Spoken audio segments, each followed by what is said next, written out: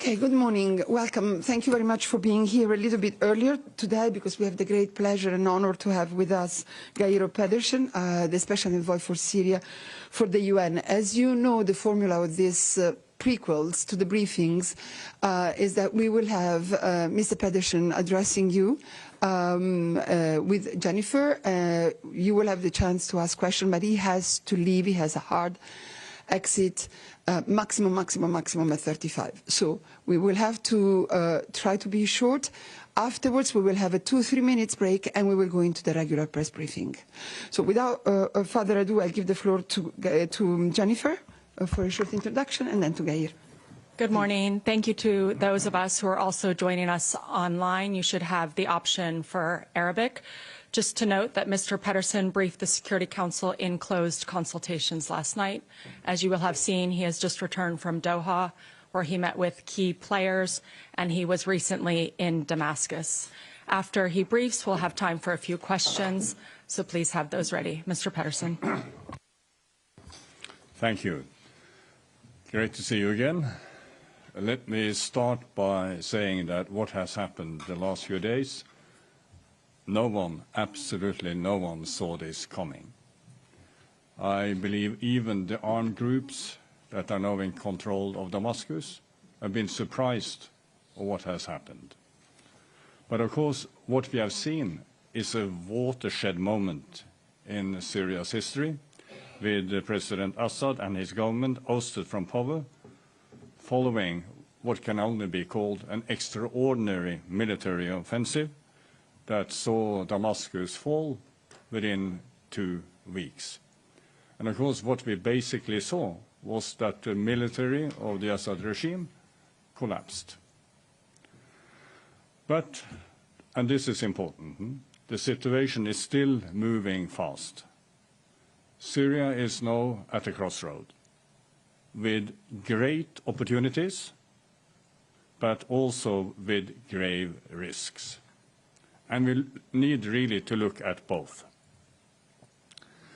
We know that, of course, HDS is now the dominant group in control of Damascus, but it's important also to remember that they are not the only armed group in Damascus. After the fall of Aleppo, we saw a very broad range of armed opposition groups that mobilized, including what we will call the Turkish-backed Syrian National Army in the north, and the so-called former Southern Front that obviously came from the south, and also other groups that basically erupted what I would call spontaneously as armed new formations. And let me now emphasize this, and it's really an essential point. For now, much of what some call rebel-controlled Syria is under the control of what I would call a patchwork of groups who are coordinating well for now, but they are not fully or formally united. It's important that we don't see conflict between these groups. Let me also say that, by and large, we have seen reassuring statements from the HDS and the different armed groups, but there are still some issues of law and order. But we are hopeful that it will be possible to keep law and order. But also, let me mention this, the conflict in the northeast is not over. There has been clashes between the Syrian National Army, the opposition group, and the SDF. We are calling, obviously, for calm also in this area. And then, a very troubling development. We are continuing to see Israeli movements and bombardments into Syrian territory. This needs to stop. This is extremely important. Let me then just give what I would call 3 key messages. We need to continue to stress the protection of civilians. I have appealed to the armed actors to maintain good conduct, law and order, and to protect civilians in line with international humanitarian law and preserve public institutions. And as I said, I've heard positive statements from the HDS and the other armed groups that they intend to continue to reassure civilians that they want to be inclusive, especially with minorities.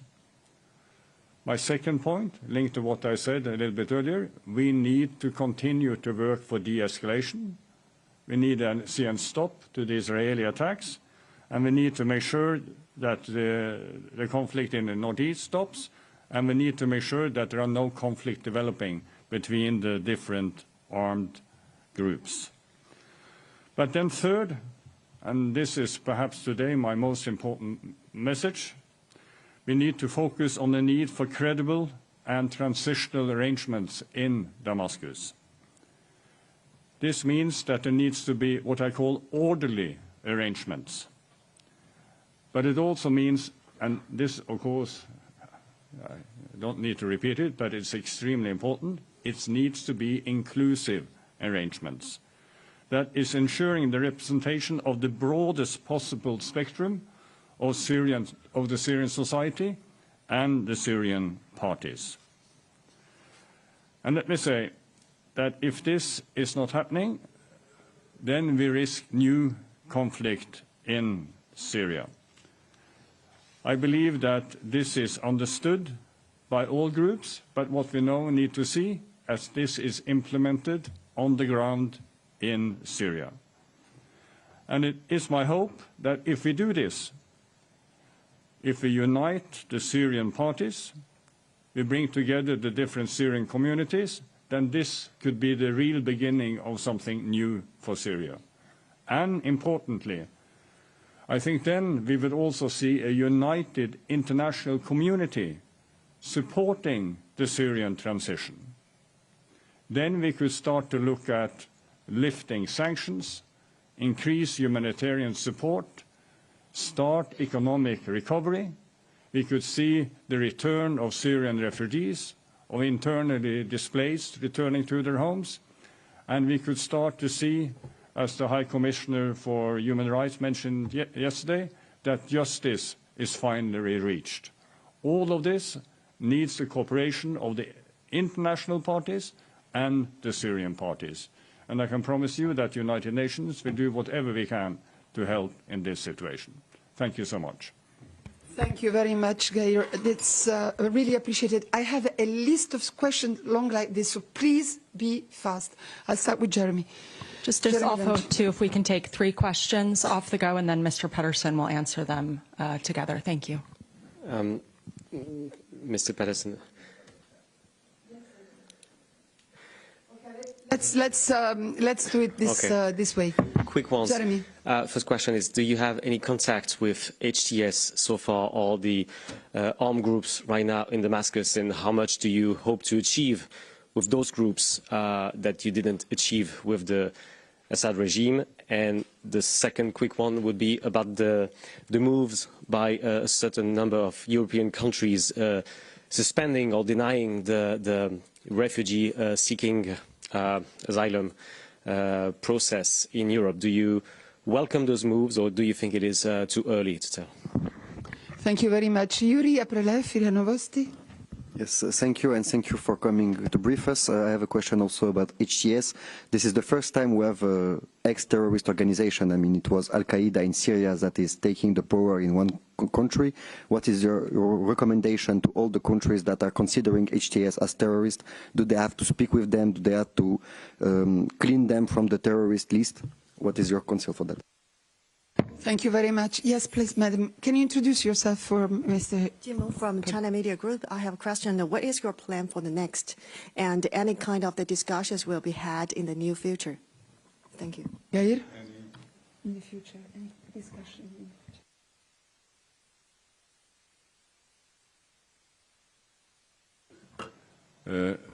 Let me start with the question of HTS. That is obviously a key question. But let me also emphasize, they are not only, as I said, they are not only the armed group that are now in Damascus. So, as you all know, in Security Council Resolution 2254, al-Nusra was listed as a terrorist organization. This is obviously a complicating factor for all of us. But we also have to be honest. We have to look at the facts and to see what has happened during the last 9 years. It is now 9 years since that resolution was adopted. And the reality is, so far, is that the HDS and also the other armed groups have been sending good messages to the Syrian people.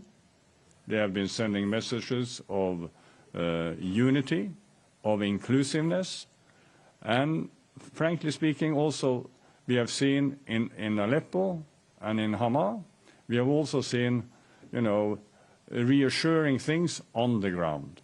But as I stated at the very beginning, there have also been challenges. On Sunday, in particularly in Damascus, there were lootings, there were robberies, there were, invasion of public buildings, of private homes. But this seems to have stopped, and that is a good thing. But what we need now to see is, of course, that the good statements and what we have seen on the ground at the beginning, that this is now followed up in practice in the days and the weeks ahead of us. And the most important test will be how the transitional arrangements in Damascus is organized and implemented. These arrangements, as I have emphasized many times, needs to be inclusive. If they are really inclusive of all the different groups and all the communities in Syria, as I said, then there is a possibility for a new beginning. And then I do believe that the international community will look at the listing of HTS again, because then there is a real change that has happened. And you will also have heard that there are discussions, and I think Giuliani himself mentioned this in an interview with the CNN, that they are discussing the possibility of dismantling HTS. So again, let me emphasize, we are still in what I would call a very fluid period. Things have not settled. There is a real opportunity for change, but this opportunity needs to be grasped by the Syrians themselves and supported by the UN and the international community. What I'm now telling you, I think, is an advice from all key international actors. As Jennifer mentioned, I was in Doha. I discussed this of course, with the Turkish foreign minister, with the Russian, with the Iranian, but also with the Arab foreign ministers. And we all united behind this message, that we need to see what they are saying be implemented on the ground. And this is a huge challenge. And here also, let me just link to what I said earlier about the Israeli attacks. Extremely important that we don't see any action from any international actor that destroys the possibility for this transformation in Syria to take place. Then I think there was a question about the refugees. Let me give a very strong appeal that the situation in Syria is still fluid. We need to be aware of that things have not consolidated. But at the same time, I know from speaking to Syrians all over that they are full of hope and optimism, and many do want to go back. Let me just mention one example to you. When I was leaving Doha, there was a Syrian family that came towards me. They were living in Sweden. And they said, Mr. Pedersen, we are so hopeful. We know there are many challenges. We left Hama 10 years ago. We really want to go back. We hope it will be possible. And I think that is really something that many, many Syrians are hoping for to this day. But let's make sure that the international community, that we are helping them in this process, because there are livelihood challenges still in Syria. As you all know, the humanitarian situation is disastrous. The economy has collapsed. So there is a lot of responsibilities that we really need to do, and we need to do that together. Thank you. Thank you very much. Ayerde. Go ahead, go ahead. Okay, Catherine from German Radio and TV ARD. Just one question about the process starting now, the political progress. You say it has to be inclusive. How far do you think members of the old regime should be integrated in this process? Thank you very much. Laurent Sierro, Swiss News Agency Online. Yeah, thank you for the briefing. You mentioned Israel since your stakeout in Doha on Sunday. Have you had any engagement with Israeli authorities on the appeal that you're launching to cease the bombings? And with any Syrian armed group, have you had any direct engagement? Thank you. Thank you very much. Mohamed Arslan, Anadolu Ansi. Thank you so much, Alessandra. Sir, thank you for the brief. My question will be about Israel also. Israel has invaded the buffer zone in the Golan Heights that it occupied after the collapse of Assad regime in Syria. And there are also reports that says Israel army has crossed this zone and entered Syrian territory. My questions are, do you think that this step is against international law? And also, do you call on Israel to leave the Syrian lands that it occupied? Thank you. Let me start with the question about the old regime. Of course, this is an extremely crucial question. And I think here I have noticed that what's coming out from Damascus is that there is a need for justice, but that there is also a need for working together with people who served within the government structure in Damascus. There is an appeal that state institutions should be kept. And I think it was rather telling, I just want to mention this, that when I briefed the Security Council yesterday, I received a message from the Syrian ambassador to the United Nations in New York. And he was then addressing me on behalf of the authorities in Damascus. So that is still functioning. And my hope is that we will be able to see that this kind of cooperation is continuing. In other words, a focus on the need to keep state institutions and making sure, as I said, that all communities are included.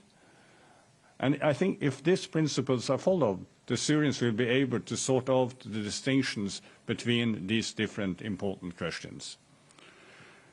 Then, as I said on Israel, I am not in contact with the Israelis, but of course the United Nations in New York, they are. And, the peacekeepers on the Golan Heights are, of course, in daily contact with the Israelis.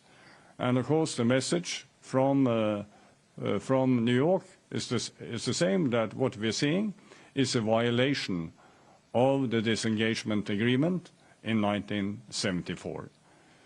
So we will obviously, together with our colleagues in New York, follow this extremely closely in the hours and days ahead. Listen, really appreciate this opportunity to see you again, and let's hope for a better future for Syria. Thank you. Thank you very much. Jennifer, the word of the end? Just in closing, the Deputy Special Envoy for Syria, Ms. Najat Rashdi, is currently convening the Humanitarian Task Force, so we will provide you with any notes from that meeting when it concludes. And we just also want to note that we have observed an increase in media freedom in many areas of Syria in recent days, including many of your colleagues. We acknowledge this development, and we urge all parties to respect media freedom and workers and journalists, emphasizing that they are civilians who must be protected. Thank you. Thank you very much. Please stay. We will wait for 2 minutes for Mr. Pedersen to leave, and we will continue with the briefing. And we will hear from Syria on the humanitarian situation from Jens. Thank you.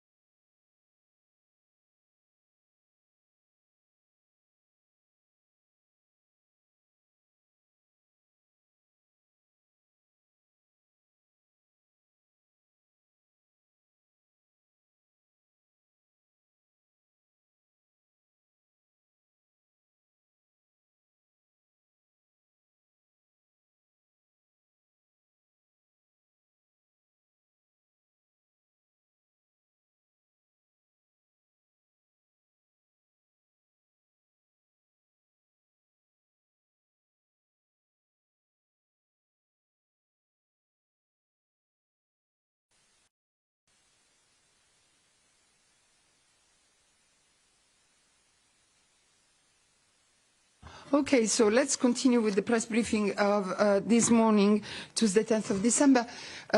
We have, unfortunately, Mr. Pedersen had to leave, but Jennifer is here.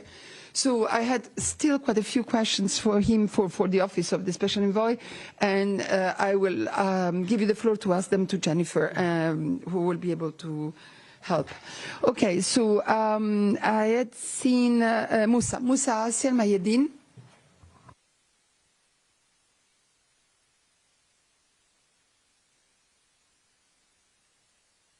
Musa, you have to unmute yourself.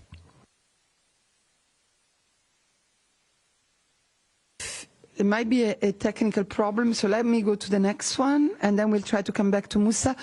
Gabriela Sotomayor. Yes, thank you very much, Alessandra. Gabriela Sotomayor, Proceso. So my question is, what about the Syrian army, the soldiers? What treatment are they receiving in Syria? Thank you. I won't get into the specifics of any one party. I'll just reiterate what Mr. Pedersen said, that the goal is a unified, inclusive Syria, reflecting what Syrians want, which is supported by the international community, and that all conduct activities are conducted in line with international law. Thank you, Jennifer. Musa, can you try again? Maybe now it will work.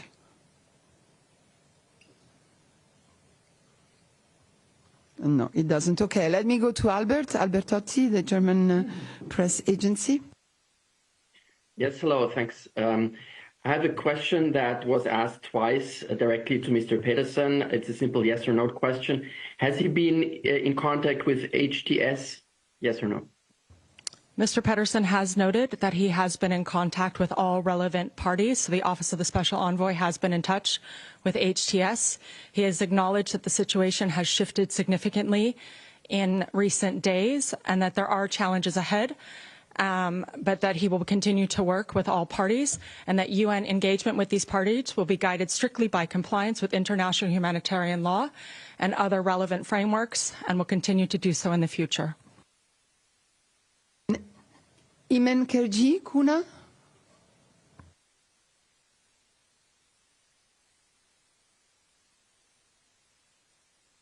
Oh, thank you so much. Actually, yeah, all questions are already asked to Mr. Pedersen, but I have just one simple question. What is the next step now? We'll say the dialogue here in Geneva included all the parties, let's say, all the parties, and the other one is about actually, you know, the more than 300 attacks, Israeli attacks, and this huge invasion of Syria by the Israeli army. So what is the next step vis-a-vis Israeli authorities? So I know there is a condemnation, there is a, let's say, what Mr. Pedersen said, the dialogue with the Israeli, but what is the next step actually? Do you see any hope for a better future with these attacks in Syria?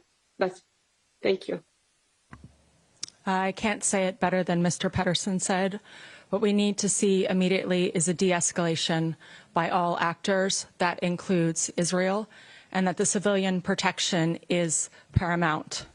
Regarding details of the convening of who and when, those details are not available yet. When they are, I will make sure to get them to you. Thank you very much, Jennifer. I don't see other questions on this subject, but we will keep talking about Syria because Jens has another. Oh, sorry, there's another one. Jan Ebermann. We'll hear from Jens on the humanitarian side now. Jan. Yes, good morning. Jan Herbermann, Tagesspiegel, Berlin, and other German media. I was wondering, could you please elaborate on the resolution 2254? Is it still the legal basis for upcoming talks? And since it is almost 10 years old, I suppose it should be updated in order to be relevant.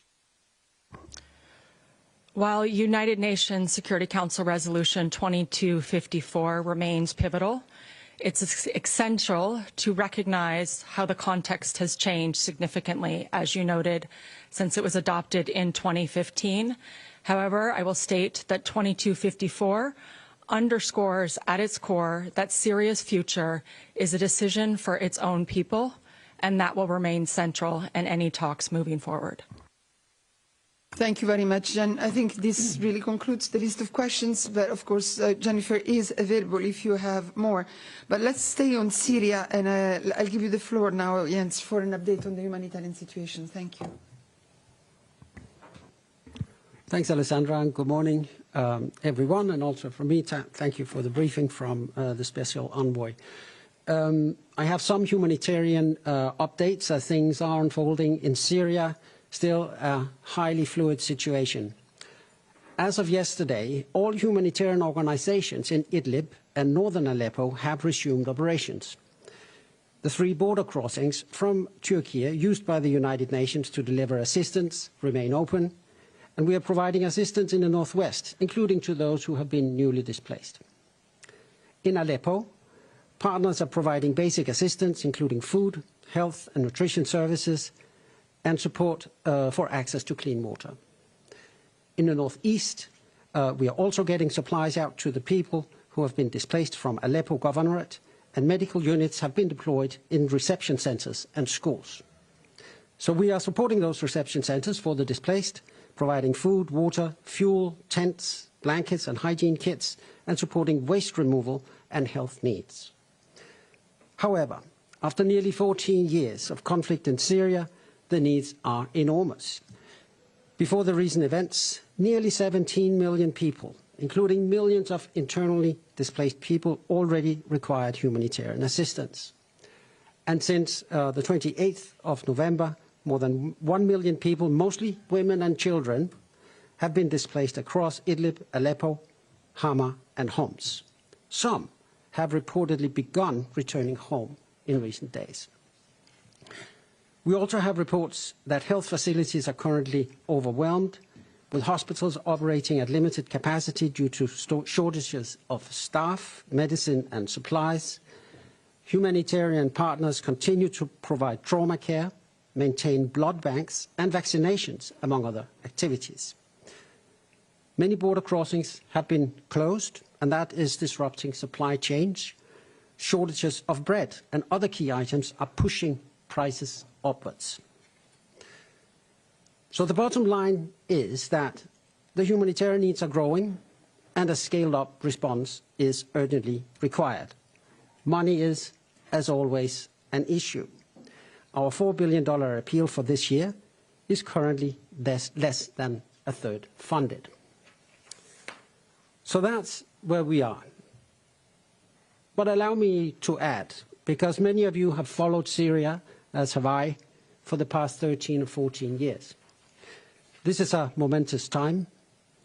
Remember when, back in 2011, people in Syria first rose up, took to the street, and voiced their aspirations.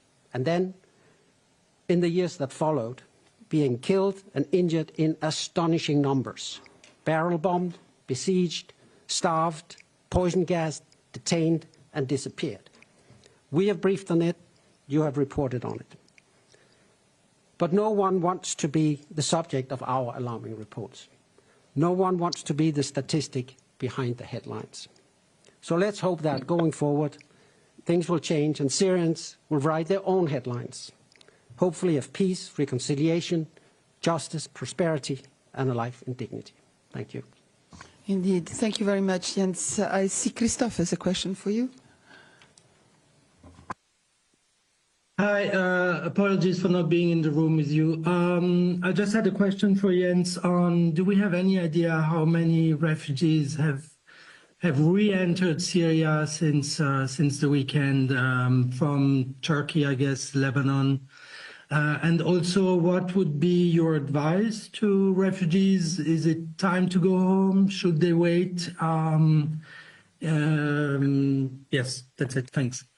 Chris, maybe I'll give the floor to Jennifer on this, and then also we have Shabia online who can speak about the refugee situation. So I'll start with Jennifer. We And then Shabia. of course defer to the High Commissioner for Refugees and the Refugee Agency, but I just want to stress what Mr. Pedersen has stressed, and it continues to stress, that any Syrians returning from areas of displacement, both inside and outside of Syria, their return must be voluntary, dignified, and safe. Refugees have the right to return to their homes whenever they choose to do so. They must, of course, also be provided, as Mr. Pedersen said, with comprehensive support, which includes addressing the unique needs also of women, men, and children. Home, land, and property rights are also among the most pressing needs, and we need the international community to step up here, and this will require strategic attention, particularly for those Syrians returning at this time. Thank you very much, Jen. I'll give the floor now to Shabia. Maybe if you have numbers, Shabia. Good morning, everyone. Look, the situation is very fluid, so we are aware of returns of refugees to Lebanon and to Turkey, but we don't have a quantifiable number at present. We are aware that movements continue across the borders, but also within the country. So that is happening. But in terms of the situation, I think the main thing to really emphasize is that any returns need to be voluntary, safe, and dignified. And you would have seen our statement from the High Commissioner for Refugees, Filippo Grandi, yesterday, who basically also reiterated this message that this is a really remarkable opportunity for Syria to move towards peace and for people to begin returning home. As many of you recall, this is actually one of the world's largest displacement crises in terms of refugees who have crossed the borders for safety in neighbouring countries and further afield, and also in terms of those that are displaced inside the country. So millions of refugees are now carefully assessing the situation. They are considering whether it is safe to return home and are following developments. And so our advice as UNHCR is to remain focused on the issue of returns, and patience and vigilance will be very necessary, hoping that developments on the ground will evolve in a positive manner to ensure voluntary, safe, sustainable and dignified returns to occur. And that's it from us. Thank you very much. Moussassi. Merci beaucoup. J'ai une question concernant l'activité à la frontière libanaise, parce qu'on a vu beaucoup de Syriens qui essayent d'entrer au Liban. Je voudrais savoir la situation comment aujourd'hui à la frontière, et une question concernant les décision des pays européens. On a entendu qu'ils ont pris quelques mesures concernant les réfugiés syriens, afin peut-être bientôt une décision de renvoyer les réfugiés syriens en Syrie.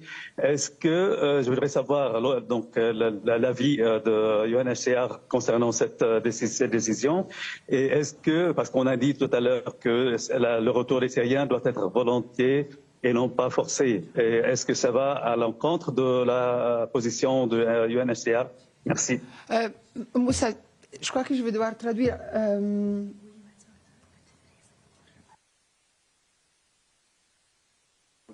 Regarding Israel activities, Mr. Pedersen has already addressed that we need to see all actors, that includes Israel, acting in line with previous agreements, upholding international law, and immediately de-escalating. Thank you, Jen. On the activities at the border, I don't know if, and then also in the end, he spoke about refugees. Yeah, exactly. So I don't know if Jens or Shabia, you want to address that? Okay, thank you, Musa. I'll answer in English. I hope that's okay.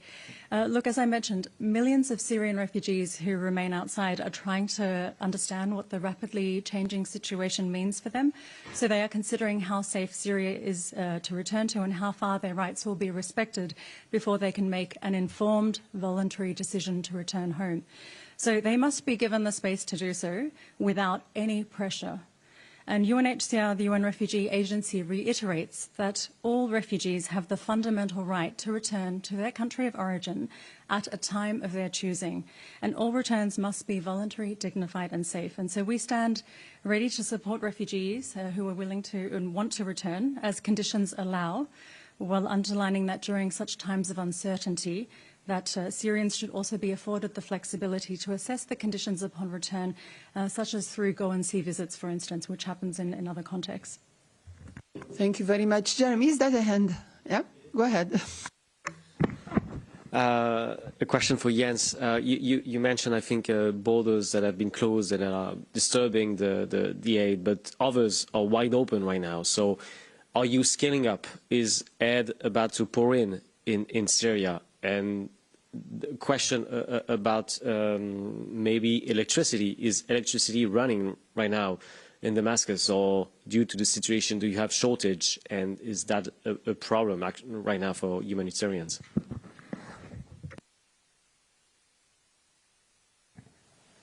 Thank you, Jeremy. Yes, of course, some crossings are open, some are not. We do have reports that the fact that some of the crossings are closed does pose an issue or a problem or challenge for the supply chain, particularly commercial, right? So a lot of things are coming in there. We have already I would say, a robust humanitarian infrastructure in Syria, because we have sadly been there for many years because the needs have been so high. Many things have been sort of upended. I think we can all agree on that in the past couple of weeks. As I briefed across Northwest, Northeast, and so on and so forth, Aleppo, the partners that we work with within that humanitarian architecture are responding and delivering material aid to people who need it. I think at the current moment, with particular focus on the newly displaced, many of whom have left with little or nothing. And it is getting cold.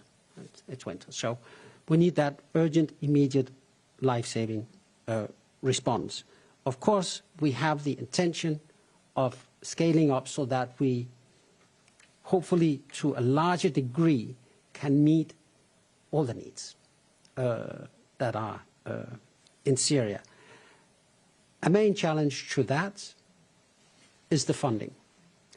We have an active 4 billion appeal. It's less than a third funded.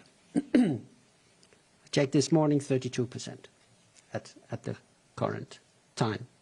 So there is nothing, literally nothing, that stops any donor of goodwill to put money against that appeal today.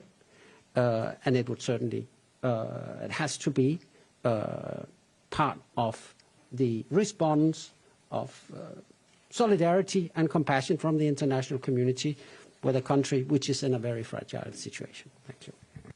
Thank you very much. Gabriela, you have a follow-up?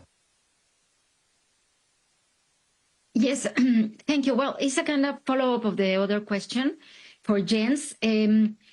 So you have Gaza, Ukraine, Sudan, etc., etc. So I want to know if your team can cope with another humanitarian crisis in Syria.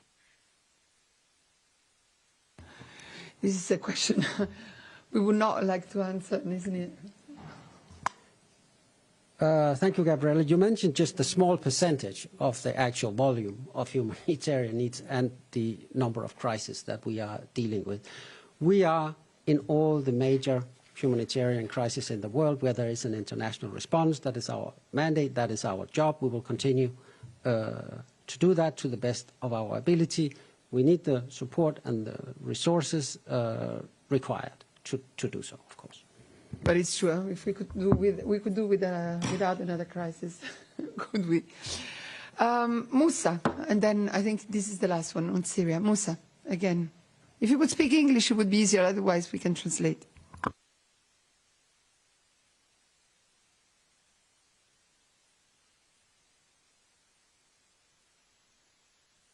You really have a problem in connecting, Musa. Maybe you can just put down your question in the chat. It's okay. Voilà, it's ça okay. marche, ça marche, ça marche. I return in English. My question concerning the Syrian in the border between Syria and Lebanon. I saw 2 hours and days ago many Syrians waiting to come to Lebanon. I want to know if you have some details about this situation, the number of Syrians trying to come to Lebanon. And my second question concerning the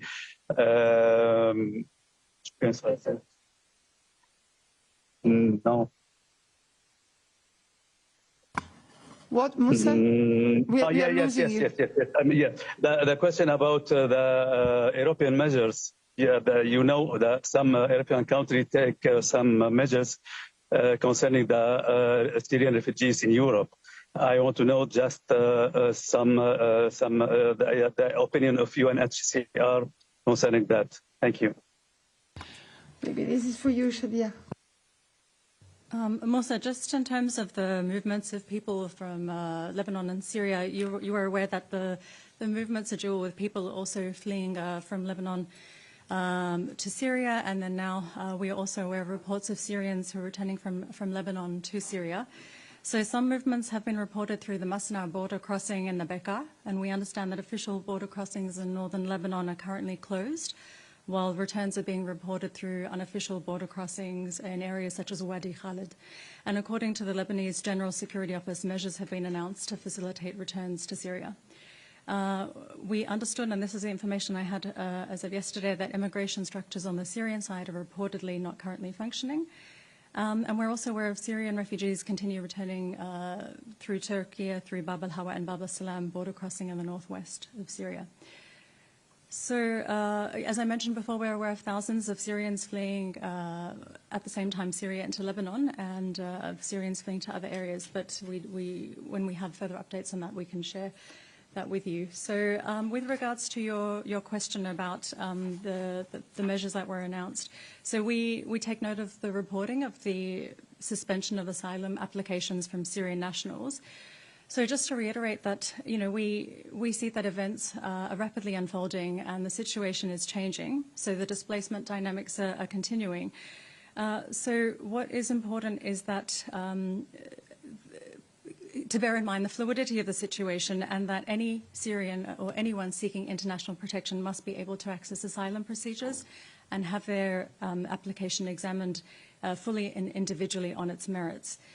So while this is happening and the suspensions have been reported, we understand this is until such time as the situation in the country has stabilized and reliable information about the security and human rights situation is available to assess the international protection needs of individual applicants. So also, once conditions are clear, we hope that we will be able to provide guidance to states on the international protection needs of relevant profiles of Syrians at risk. So we take note of the suspension, but it's also important to reiterate that Syrian asylum seekers who are waiting for a resumption of the decision-making on their claims, they should continue to be granted the same rights as all other asylum seekers, including in terms of reception conditions, and no asylum seeker should be forcibly returned, as this would violate the principle of non-refoulement, or the obligation on states. And we will continue to call on all states to ensure access to territory, asylum, and protection for individuals who seek safety. Thanks. Thank you very much. Thank you to all the colleagues. I don't see other questions.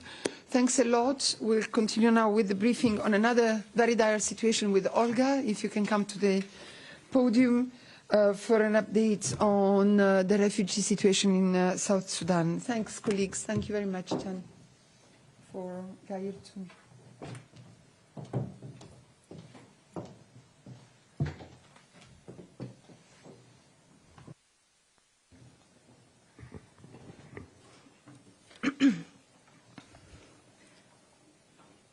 Hello, everyone.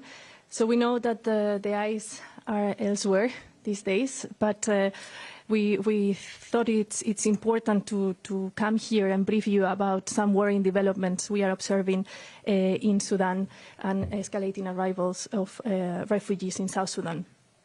So UNHCR, the UN Refugee Agency, is alarmed by the recent surge of people arriving to South Sudan in need of protection and assistance, with tens of thousands of people fleeing new violence in border areas in Sudan.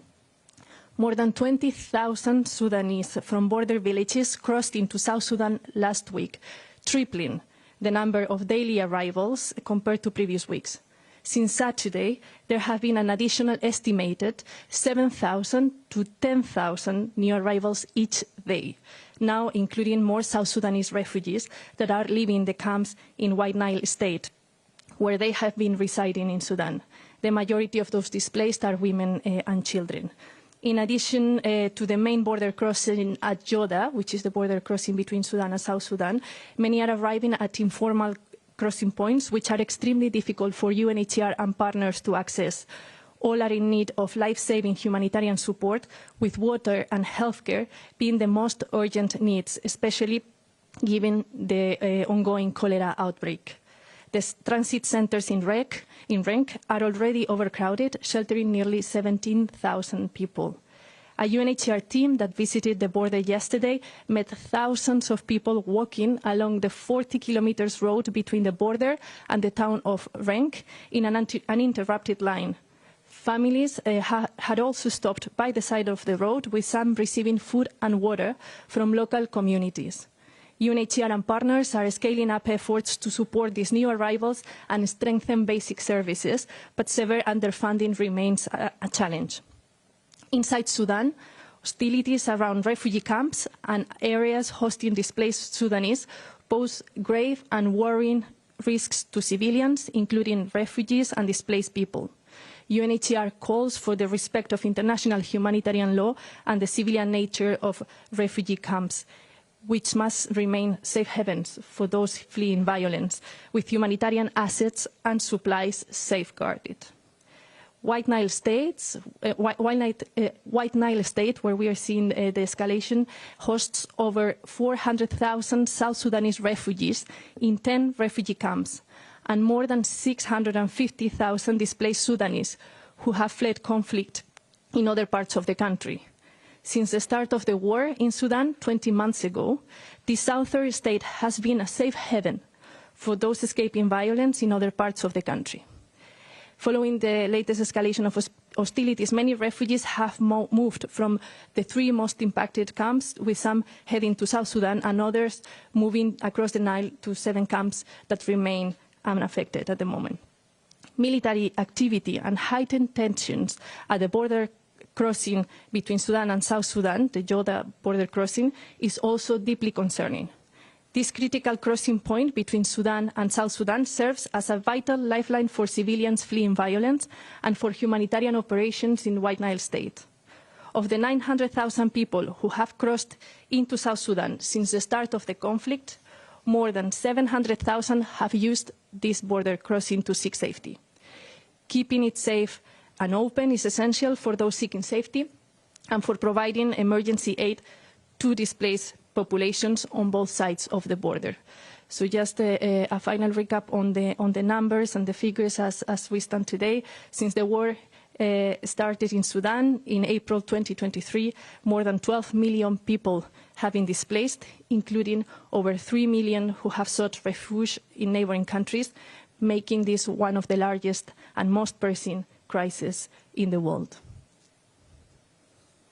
Thank you very much, Olga.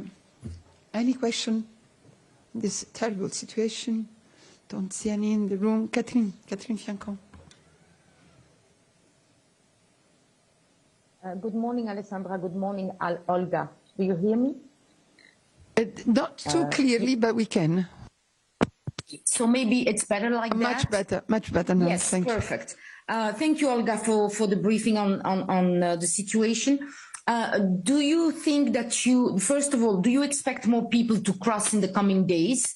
And do you have enough people and goods to support the refugees, the people that are crossing?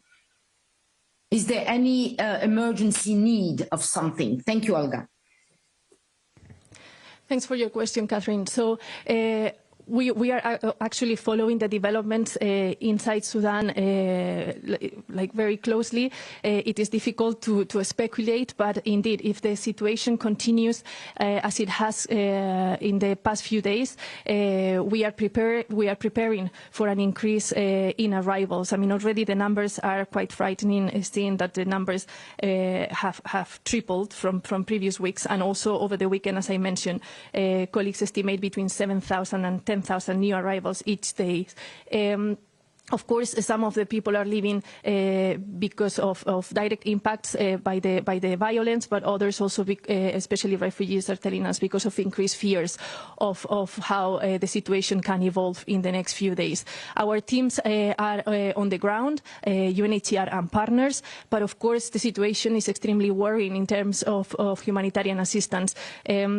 The whole regional refugee response plan remains severely underfunded, with only 30% of the funds, so less than a third, and we heard it twice today in the briefing, being covered. There is extremely need for water, for healthcare, but also, as I mentioned, like the main transit center at the border, transit centers at the border in Renk, they are already overcrowded. So there is a need for more funds to expand those transit centers and to support also relocations to other parts of the country of those crossing the border.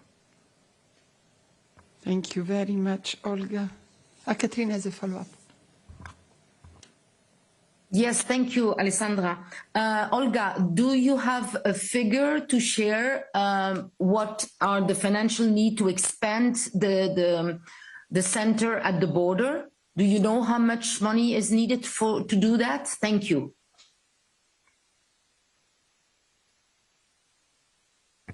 Catherine, I don't have with me the exact figure needed to expand the transit centers, but I can get it to you. I can get the financial requirements for that specific intervention following the briefing, if that's okay. Thank you, Olga. Any other question? If not, we'll thank you very much, Olga, for this update on this very dire situation. I give the floor now to UNHCR, Thomas Crowe-Knight, on the Air Convention.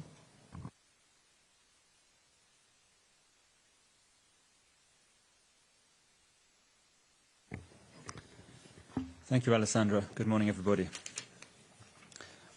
We are sat here in Europe where life expectancy is 1 year greater than it would have been without a treaty on air pollution known as the UNHCR Air Convention.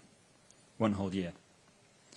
This week in Geneva, countries from across the pan-European region and North America are gathering to mark 45 years since its adoption.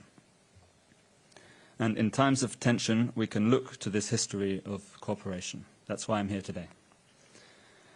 As temperatures in the Northern Hemisphere plunge and geopolitical relations continue to fracture and freeze, winter is also when air pollution is at its